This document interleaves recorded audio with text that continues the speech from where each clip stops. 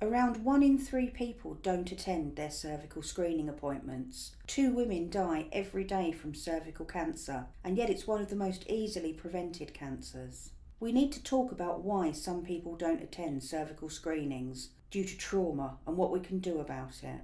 Some of the fears people may have about cervical screening include: what if I want to leave? What if I get really triggered? What if I can't get the sample anyway? What if I want her to stop and she doesn't stop? And I'm guessing what happens if I have to come back because they find something? What if it is painful? This is a representation of things people have experienced or are worried about experiencing during cervical screening. Right, so you know all about it then, you know what we're going to do. Yeah, okay, right, so fairly straightforward. We'll ask you a few questions about your last period, last time you had sex, last contraception, and then we'll pop you on the bed, pop your necks down, we'll pop the speculum up, do the smear, shouldn't take longer than 10 or 15 minutes, should be fairly pain-free. Any questions, good to go? I'm a bit nervous, to be honest. Okay, no need to be nervous. Everyone always says that. You know, women have been having this done for so long. Should be fine. If I want you to stop, will you stop? Ideally, we won't have to cross that bridge. You should be good. I don't really want to do this. Right. Okay. Yeah, I know lots of women might find it quite sort of traumatising, but I mean, every woman has it, and we have to have it done. So, you know, I always say, best thing, hop on, get it done, and then you don't have to worry about it going forward. So, I think, you know, let's bite the bullet, hey? Some of these fears or experiences may be recognisable to people living with the effects of trauma, but there are things that can be done to make the experience of cervical screening a little better. For example, wearing a skirt to feel more covered, or covering yourself with a sheet. Distractions such as music, leaving the door locked or unlocked depending on your preference, and carrying a trauma card, which can help if verbal communications become difficult. You can also request a practitioner of your preferred gender, booking a double appointment or familiarisation visits if possible.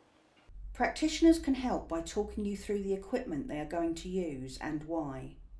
So Della, I'm just going to talk you through the pieces of equipment that we're going to use with you today. So this, I think you've had one done before, so you probably already recognise this. This is the speculum. This is the part that we will be inserting in slowly and gently, and then turning and then opening so we can see the neck of your cervix.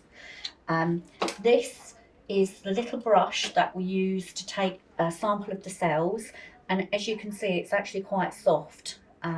So we'll twist that round a few times, and then this goes into this solution and is sent off to the clinic for sampling. So if you're happy to proceed, I'll get a clean set out, and unless you want to touch or have a look or feel of any of this equipment before we move on.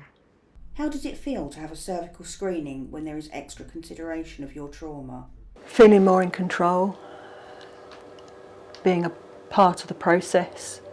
Having the curtains all the way round, that really helped. I didn't feel half as exposed. I can feel really vulnerable. I didn't feel vulnerable.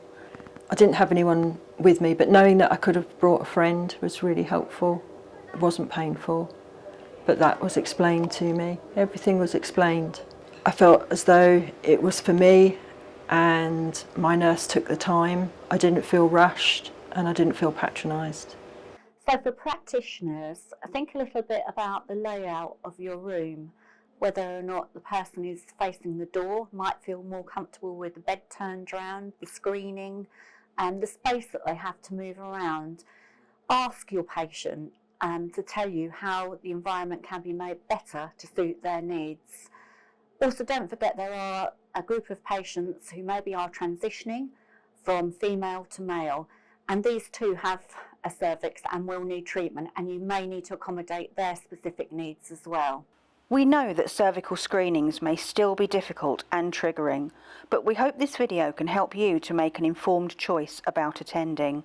Get in touch with us on 0300 500 1895 or visit healthwatchessex.org.uk.